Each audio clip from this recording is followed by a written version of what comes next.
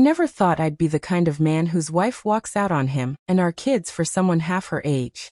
But here I am, Mark, 38 years old, standing in the empty house that used to be filled with laughter and chaos. Now, it's just silence and the weight of a family shattered. Emily and I had been together for 12 years. We built what I thought was a solid life. A home, 2 beautiful children, and a marriage rooted in trust and love. I worked hard, sometimes too hard, to provide for them, juggling a demanding job and late nights just to keep the bills paid and dinners on the table. It wasn't perfect, but it was ours. Then one day, everything changed. It started with a quiet evening when Emily sat me down and said, "Mark, I need to be honest with you. I'm leaving." I froze. The room seemed to tilt, the walls closing in. My mind scrambled for an explanation, but all I could hear was those words, simple, brutal, and devastating. "I'm leaving," she repeated, her voice trembling but firm. "For someone else." She told me about the bartender, a 25-year-old named Jake, someone she'd met through friends. The way she described him was like he was some kind of escape, a breath of fresh air from a life that had grown dull and suffocating. The kids were asleep in their rooms. I didn't know how to tell them their mother was walking away. I didn't know how to tell myself. For weeks after she left, the house felt empty in ways I never imagined.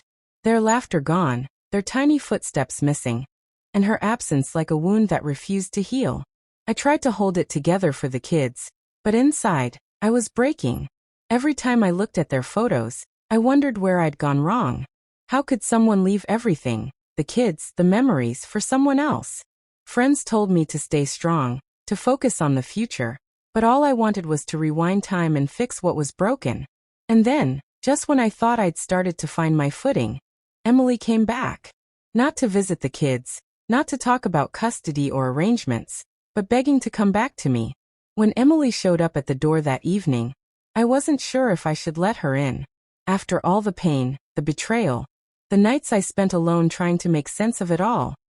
Here she was, standing there with tears in her eyes, asking for a second chance. "I made a mistake," she said quietly. "I was lost and I didn't know what I was doing. I want to come back if you'll have me." I looked at her, really looked at her, and all I could feel was the storm of emotions raging inside me. Anger, sadness, relief, confusion. All tangled up like a knot I didn't know how to untie. 12 years of marriage, 2 kids who adored their mother, and now this fragile, broken woman asking me to forgive her. I thought about the nights she wasn't home, the birthdays and school events she missed, the empty chair at the dinner table. I thought about the lies, the secrets, the pain. But then I thought about the kids, how they needed their mother, how I wanted them to grow up in a family that could heal.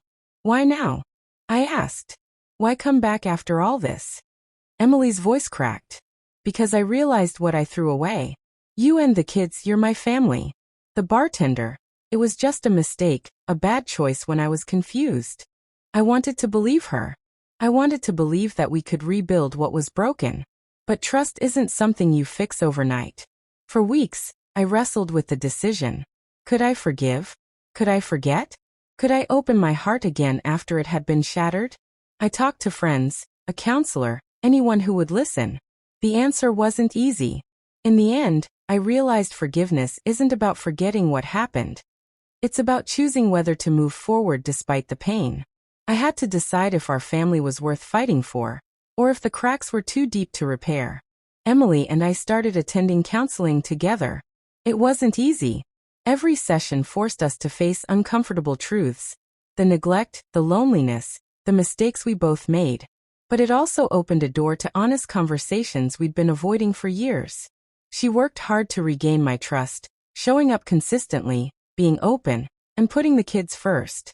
I took it one day at a time, learning to let go of bitterness while protecting my heart. Our kids noticed the changes too.